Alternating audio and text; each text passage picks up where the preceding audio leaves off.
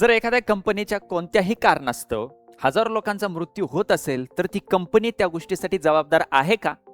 आपण चर्चा करत आहोत 1984 मध्ये भोपाळ गॅस दुर्घटना जी झाली होती त्याच्याबद्दल. युनियन कार्बाइड नावाची कंपनी, या कंपनीतून मिथेल आयसोसायनेट जो गॅस लीक झालेला होता, त्या गॅस लीकमुळे हजारो लोकांचा मृत्यू झालेला होता. मग त्यावेळी हे प्रकरण पोहोचलेलं होतं सुप्रीम कोर्टमध्ये.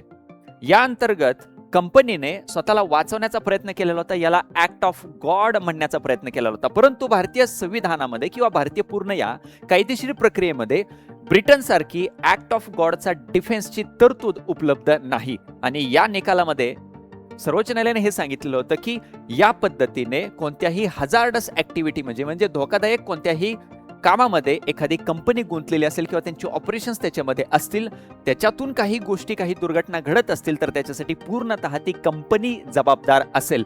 याच्यामध्ये त्यांनी प्रिन्सिपल ऑफ ॲब्सोल्यूट लायबिलिटी हे नमूद केलेलं होतं, ज्याच्या अंतर्गत पूर्ण जबाबदारी त्या कंपनीचीच असेल असं सांगितलेलं होतं.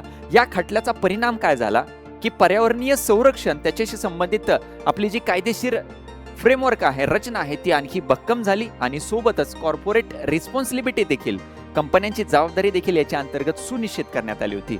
असे 10 खटले ज्यांनी भारतीय लोकशाहीवरती दीर्घकालीन परिणाम टाकलेला आहे, त्यातला हा 4था खटला आहे जो union carbide versus union of India म्हणून ओळखला जातो.